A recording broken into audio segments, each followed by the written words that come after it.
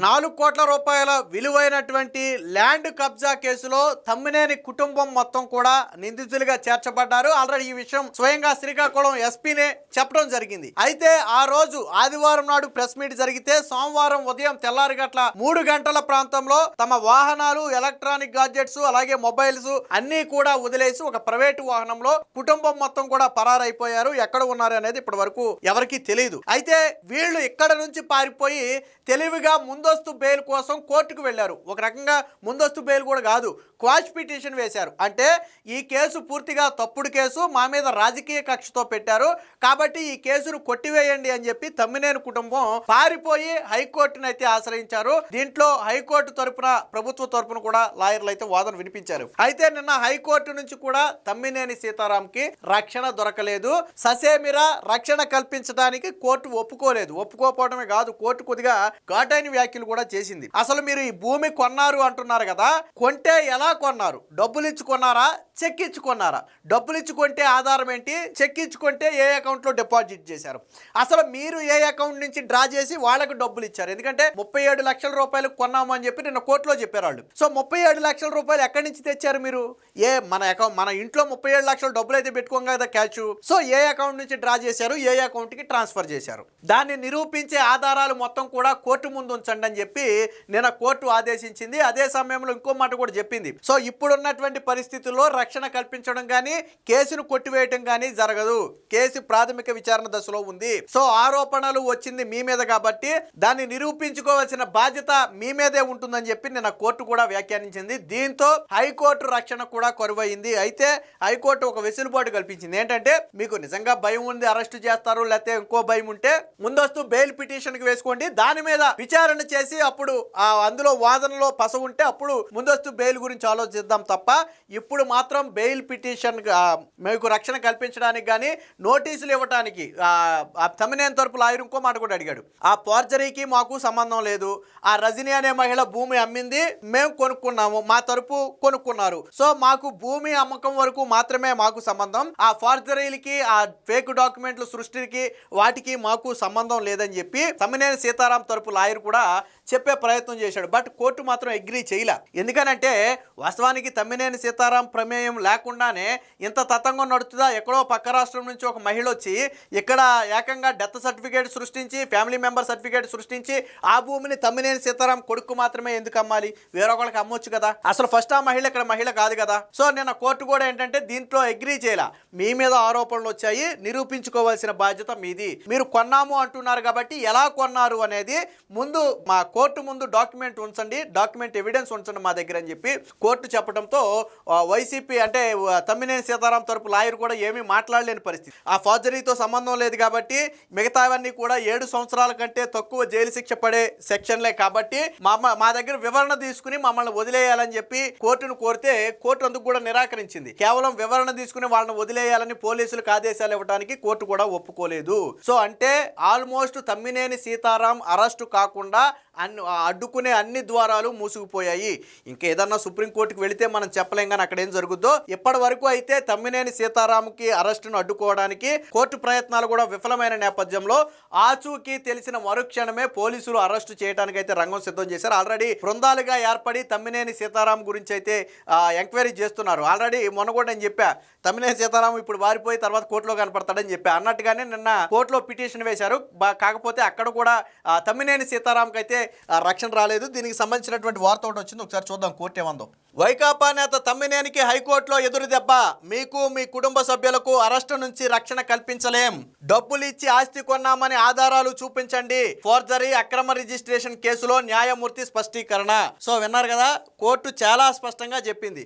So మీరు డబ్బులు ఇచ్చి కొన్నామని చెప్పారు కదా, దాని ఆధారాలు ఏంటో కోర్టు ముందు చూపించండి అని చెప్పి కోర్టు స్వయంగా వ్యాఖ్యానించడంతో పాటు ఫ్యామిలీలో ఎవరికి కూడా మేము రక్షణ కల్పించలేం అంటే ఆల్మోస్ట్ ఫ్యామిలీ అందరి ఇన్వాల్వ్మెంట్ ఉందని ఏదైతే పోలీసులు చేసినటువంటి వాదన ఉందో ఆ వాదనతో కోర్టు ఏకీభవించినట్టుగానే తెలుస్తుంది. వైకాపా నేత మాజీ స్పీకర్ తమ్మినేని సీతారాం, ఆయన సతీమణి వాణి, కుమారుడు వెంకట శ్రీరామ్ చిరంజీవి నాగులకు హైకోర్టులో ఎదురు దెబ్బ తగిలింది. 4 కోట్ల విలువైన భూమిని ఫోర్జరీ దస్త్రాలతో నాగు పేరుపై అక్రమంగా రిజిస్ట్రేషన్ చేయించుకున్నారంటూ కట్టా జయకిషోర్, ఎవరైతే కట్టా కనకలింగేశ్వరరావు కొనుక్కున్నాడో ఆయన కుమారుడు కట్టా జయకిషోర్ అనే వ్యక్తి ఇచ్చిన ఫిర్యాదు మేరకు శ్రీకాకుళం పోలీసులు నమోదు చేసిన కేసులో అరెస్టు నుంచి వారికి రక్షణ కల్పించేందుకు హైకోర్టు నిరాకరించింది. పిటిషనర్లకు నోటీసులు ఇచ్చి వివరణ తీసుకోవాలని పోలీసులను ఆదేశించలేమని తేల్చి చెప్పింది. కేసును కొట్టివేయాలంటూ పిటిషనర్లు వేసిన క్వాష్ పిటిషన్లో అరెస్టు నుంచి రక్షణ కల్పిస్తూ మధ్యంతర ఉత్తర్వులు కూడా ఇవ్వలేమని చాలా స్పష్టంగా చెప్పింది. అంటే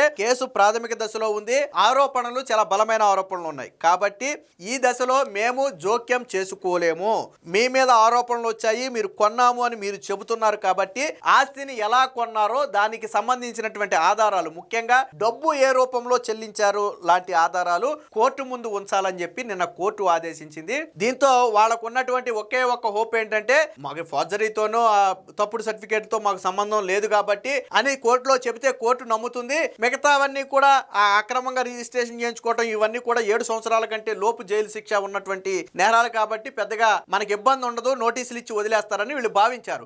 బట్ కోర్టులో మాత్రం కథ అడ్డం తిరిగింది. ప్రభుత్వ తరపున చాలా బలంగా వాదన వినిపించారు. స్పీకర్ ఆ రోజు స్పీకర్ గా ఉన్నాడు, తనయుడు కాబట్టే చిరంజీవి ఇన్ఫ్లుయెన్స్ చేయగలిగాడు. రెండోది ఇక్కడ కోర్టులో చెప్పినటువంటి వింత కథ ఒకటి ఉంది. ఏమని చెప్పారు వాళ్ళు కోర్టులో?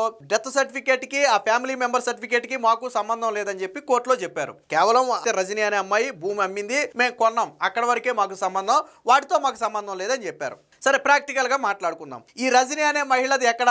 అడబాల రజనీ అనే మహిళది ఎక్కడి నుంచి వచ్చింది? ఒడిశా నుంచి తీసుకొచ్చారు. ఆ మహిళ ఇక్కడ మహిళ కాదు. సో ఒడిశా నుంచి వచ్చినటువంటి ఒక మహిళ బతుకున్నటువంటి గోవిందరాజులు అనే వ్యక్తి పేరు మీద డెత్ సర్టిఫికేట్ ఎలా పుట్టిస్తుంది? అసలు గోవిందరాజులు ఎలా తెలుసు ఈ మహిళకు? ఎక్కడో ఒడిశా నుంచి వచ్చిన మహిళకు గోవిందరాజులు ఎలా తెలుసు? గోవిందరాజులు అనే ఒక వ్యక్తి ఉన్నాడు, ఆ వ్యక్తికి ల్యాండ్ ఉంది, ఆ వ్యక్తిని చంపేసి ఫ్యామిలీ మెంబర్ సర్టిఫికేట్ తీసుకుని నేను భూమి కొట్టేయచ్చు ఎలా తెలుసు? తెలవదు కదా. సో అది ఫస్ట్ పాయింట్. సో నమ్మశక్యంగా లేదు. రెండోది, అసలు ఎక్కడో పక్క రాష్ట్రం నుంచి వచ్చినటువంటి ఒక మహిళ ఇక్కడ death certificate family member certificate పుట్టించగలుగుతా? ఇన్ఫ్లుయెన్స్ లేకుండా, ఎవరి ఇన్ఫ్లుయెన్స్ లేకుండా ఈ 2 సర్టిఫికేట్లు దొంగ సర్టిఫికేట్లు పుట్టించగలుగుతా? ఒరిజినల్ సర్టిఫికేట్లు అయితే వస్తాయేమో, కానీ దొంగ సర్టిఫికేట్లు ఇప్పుడు నేనున్న ఒక వ్యక్తి పేరు మీద డెత్ సర్టిఫికేట్ పుట్టించగలనా? నేను పుట్టించలేను, ఎందుకంటే నాకు ఇన్ఫ్లుయెన్స్ లేదు. మరి ఎవరి ఇన్ఫ్లుయెన్స్ ఉపయోగించి పుట్టించారు? ఆ రోజు ఆ మహిళకి లేదు కదా, ఎవరు ఇన్ఫ్లుయెన్స్ ఉపయోగించారు? 2. మూడోది, సరే ఓకే వీళ్ళకి సంబంధం లేదు అనుకుందాం. ఆ అమ్మాయి death certificate family member certificate ఆ అమ్మాయి పుట్టించుకుంది అనుకుందాం కాసేపు. అప్పుడు తమ్మినేని సీతారాంకే ఎందుకు అమ్మాలి? ఎవరికైనా అమ్ముకోవచ్చు కదా. తమ్మినేని సీతారాం కొడుకే ఎందుకు అమ్మాలి? ఆ భూమిని ఎవరికైనా అమ్ముకోవచ్చు కదా, అంతే కదా. ఇప్పుడు ఆ అమ్మాయి దొంగ సర్టిఫికేట్లు పుట్టించేసుకున్నప్పుడు అవసరమైతే ఆ అమ్మాయి పేరు మీద రిజిస్ట్రేషన్ చేయించుకుని అలా పెట్టుకోవచ్చు, లేదా వేరొకరికి అమ్ముకోవచ్చు కదా. తమ్మినేని సీతారాంకే ఎందుకు అమ్మాలి? ఆయన కొడుకే ఎందుకు అమ్మాలి? సో కాబట్టి ఇలాంటి లాజిక్లు కోర్టులో చెప్పడానికి బాగుంటాయి తప్ప ప్రాక్టికల్గా నమ్మటానికి బాగుండవు. ఇప్పుడు నేను చెప్పిన పాయింటే కదా, ఎక్కడో పక్క రాష్ట్రం నుంచి వచ్చిన మహిళకు ఈ గోవిందరాజులు అనే వ్యక్తి ఎలా తెలుసు? ఒకటి, తెలిసినా సరే death certificate family member certificate పుట్టించే ఇన్ఫ్లుయెన్స్ ఎక్కడిది? మూడోది, పుట్టించినా సరే ఎందుకు తమ్మినేని సీతారాం కొడుకే అమ్మాలి? వీటికి సమాధానం ఉందా? నేను కోర్టుల వాదన అదే, మాకు ఆ డెత్ సర్టిఫికేట్కి ఆ ఫ్యామిలీ మెంబర్ సర్టిఫికేట్ మాకు సంబంధం లేదు, వాళ్ళు అమ్మారు మేము కొనుక్కున్నాం, మాకు అంతవరకే సంబంధం అంట. సరే, ఇక్కడ ఇంకో పాయింట్ కూడా నేను చెప్తా. ఫర్ ఎగ్జాంపుల్ అన్నీ ఆ అమ్మాయే చేసింది, మీకే సంబంధం లేదు అనుకుందాం. ఈ రజనీ అనే మహిళ ఎవరు? ఈ మహిళ గోవిందరాజులు అనే వ్యక్తి ఎవరు? ఈ మహిళ ఫ్యామిలీ ఎక్కడుంటుంది? వీళ్ళ ఆధార్ కార్డు ఏంటి? వీళ్ళ రేషన్ కార్డు ఏంటి? వీళ్ళ పాన్ కార్డు ఏంటి అనేది తమ్మినేని సీతారాం చూడకుండానే కొన్నాడా? ఇప్పుడు ఆ అమ్మాయి ఆధార్ కార్డులో అడబాల అని ఉంటుంది, మరి గోవిందరాజుల ఇంటి పేరేంటి? అందవరపు, అక్కడ దొరికిపోతారు కదా. అలాగే ఈ అమ్మాయికి ఏపీలో రేషన్ కార్డు లేదు, మరి రేషన్ కార్డు ఎందుకు లేదని ఎందుకు అడగలేదు? అలాగే ఈయన తండ్రి అని చెబుతున్నటువంటి గోవిందరాజులు అక్కడ వ్యక్తే కదా. తమ్మినేని సీతారాం కనీసం ఎవరి గోవిందరాజులు చనిపోయాడంటని కనీసం ఆరా తీరా? ఎవరి ఫ్యామిలీ నుంచి ఈ అమ్మాయి వచ్చింది గోవిందరాజులు అని చెప్పుకుంటుంది, గోవిందరాజులు ఎవరని తమ్మినేని సీతారాం ఆరా తీయడా? సరే, అది కూడా పక్కన పెట్టు. రిజిస్ట్రేషన్ అప్పుడు 5 లక్షలు దాటితే నువ్వు 37 లక్షలు కొన్నావని నువ్వే చెప్పావు. 5 లక్షలు దాటితే పాన్ కార్డు ఖచ్చితంగా ఇవ్వాలి. మరి రజనీ అనే మహిళ పాన్ కార్డు ఇవ్వలేదు, ఎందుకు ఇవ్వలేదు? పోనీ పాన్ కార్డు లేదు అనుకుందాం, ఫామ్ నెంబర్ 60 ఫిల్ చేయాలి రూల్ ప్రకారం. ఈ రెండిట్లో ఖచ్చితంగా ఒకటి ఉండాల్సిందే. ఫామ్ నెంబర్ 60 కూడా ఫిల్ చేయలేదు కదా, మరి నువ్వెలాగా రిజిస్ట్రేషన్ చేయించుకున్నావు? నువ్వు నాకు అర్థం కాలా. నువ్వు ఆ మహిళ ఎవరో నీకు తెలియదు అంటావు, ఆ సర్టిఫికేట్ లేదో నీకు తెలియదు అంటావు. కనీసం నువ్వు రిజిస్ట్రేషన్ చేయించుకునేటప్పుడు ఈ అమ్మాయి ఇంటి పేరేంటి, ఆధార్ కార్డు ఏంటి, పాన్ కార్డు ఏంటి, ఓటర్ ఐడి ఏంటి, కనీసం నువ్వు చెక్ చేయాలి కదా. అట్లీస్ట్ ఎందుకు ఈ అమ్మాయి ఆ పాన్ కార్డును ఫామ్ నెంబర్ 60 ఫిల్ చేయలేదని నువ్వు అడగాలి కదా. అది తప్పుడు రిజిస్ట్రేషన్ అని నీకు తెలుస్తుంది కదా, అవి ఇవ్వకుండా రిజిస్ట్రేషన్ చేయడం తప్పని తెలుసు కదా. మరి ఎంత చిన్న లాజిక్ ఎలా మర్చిపోయావయ్యా తమ్మినేని సీతారాం? కోర్టులో అలాంటి అడ్డగోలు వాదన చేసావు. కోర్టులో ఏం పిచ్చే కాదు కాబట్టే ఈరోజు నీకు రక్షణ కల్పించలేమని చెప్పింది. అంటే ఈ స్కామ్ మొత్తం తమ్మినేని సీతారాంకి తెలిసే జరిగింది. ఆ రోజు స్పీకర్గా ఉన్నాడు, పవర్లో ఉన్నాడు కాబట్టి, వాళ్ళ పార్టీ పవర్లో ఉంది కాబట్టి దాన్ని ఉపయోగించి సబ్ రిజిస్టర్, ఎక్కడో పక్క రాష్ట్రం నుంచి వచ్చిన మహిళ సబ్ రిజిస్టర్ని మేనేజ్ చేయగలుగుద్దా? సబ్ రిజిస్టర్ని మేనేజ్ చేయగలుగుద్దా? అసలు ఆ అమ్మాయికి భాష వచ్చో లేదో కూడా మనకు తెలియదు. సబ్ రిజిస్టర్ని ఎలా మేనేజ్ చేస్తుంది? మరి ఎలా చెప్పారు కట్టుకథలు, కోర్టులో కట్టుకథలు ఎలా చెప్పారు నాకు అర్థం కాల. అంటే ఈ మొత్తం కథ వెనకమాల ఉన్నది తమ్మినేని సీతారాం కుటుంబమే. వాళ్ళే ఇన్ఫ్లుయెన్స్ చేశారు, వాళ్ళే మహిళను తీసుకొచ్చారు, వాళ్ళే దొంగ డెత్ సర్టిఫికేట్ పుట్టించారు, వాళ్ళే దొంగ ఫ్యామిలీ మెంబర్ సర్టిఫికేట్ పుట్టించారు, వాళ్ళే దొంగ రిజిస్ట్రేషన్ కూడా చేయించారు. వీళ్ళన్నీ చేయించింది ఆ రోజు పవర్ ఉండబట్టే. నిన్న కోర్టు కూడా అడిగింది, పోలీసుల్ని లాయర్ని అడిగింది ఏమని, తమ్మినేని సీతారాం కొడుకు పేరు మీద రిజిస్ట్రేషన్ జరిగితే తల్లిదండ్రి అయినటువంటి తమ్మినేని సీతారాంని వాణిని ఎందుకు చేర్చారని అడిగితే వాళ్ళు పోలీసుల తరపు కూడా సమాధానం చెప్పారు. తమ్మినేని సీతారాం ఆ రోజు స్పీకర్గా ఉన్నాడు కాబట్టి, ఆయన పవర్ ఉంది కాబట్టే ఆ పవర్ను ఉపయోగించి చేయగలిగారు తప్ప తమ్మినేని సీతారాం కొడుకే ఉంది చేయడానికి. ఆయన ఎమ్మెల్యేనే ఎంపీనా చేయడానికి కాదు కదా. ఎవరు పవర్లో ఉన్నారు? తమ్మినేని సీతారాం ఉన్నాడు, అంటే తండ్రి ఉన్నాడు. తండ్రి పవర్ను ఉపయోగించే కదా ఇది మొత్తం చేసింది. అందుకనే వాళ్ళని చేర్చామని చెప్పారు. అంటే కుటుంబం మొత్తం కూడా ఈ స్కామ్లో ఇన్వాల్వ్ అయి ఉన్నారు. సో సరే, ఇదంతా కోర్టులో తేలాల్సి ఉందనుకోండి, పోలీసుల దగ్గర అయితే పక్క ఆధారాలు ఉన్నాయి. కోర్టు కూడా నేను ఏం చెప్పింది, మీరు కొన్నారన్నారు కదా, డాక్యుమెంట్స్ ఏమన్నాయో పట్టరండి అని చెప్పి నిన్న కోర్టు కూడా చెప్పింది. ఈ సంబంధించిన మరొక వార్త కూడా ఉంది, ఒకసారి చూద్దాం. ఒకవేళ అరెస్ట్ చేస్తారని ఆందోళన ఉంటే ముందస్తు బెయిల్ పిటిషన్ వేసుకోవాలని చూసింది. ఆ ఆస్తి విలువ ఎంతకు కొన్నారు, చెక్కు ఇచ్చారా, నగదు బదిలీ చేశారా, స్థలం కొనుగోలుకు సొమ్ము చెల్లించినట్లుగా ఆధారాలను మా ముందుంచి నిజాయితీని నిరూపించుకోవాల్సిన బాధ్యత మీపైనే ఉంది అని వారికి తేల్చి చెప్పింది. పూర్తి వివరాలతో కౌంటర్ వేయాలని చెప్పి ఇరుపక్షాలను ఆదేశిస్తూ కేసుని ఈ నెల 29కి అయితే వేయటం జరిగింది. సో ఫోర్జరీ ఆరోపణలు చెల్లదన్న పిటిషనర్లు. సో ఇక్కడ వీళ్ళు ఏం చెప్పారు చూడండి. పిటిషనర్ తరపు సీనియర్ న్యాయవాది వాదనలు వినిపిస్తూ, శ్రీకాకుళం శివారు చాపారు పంచాయతీ పరిధిలోని భూమిని రజని అనే మహిళ నుంచి తమ్మినేని నాగు కొన్నారు. అందుకోసం వివిధ సందర్భాల్లో 37 లక్షలు చెల్లించారు.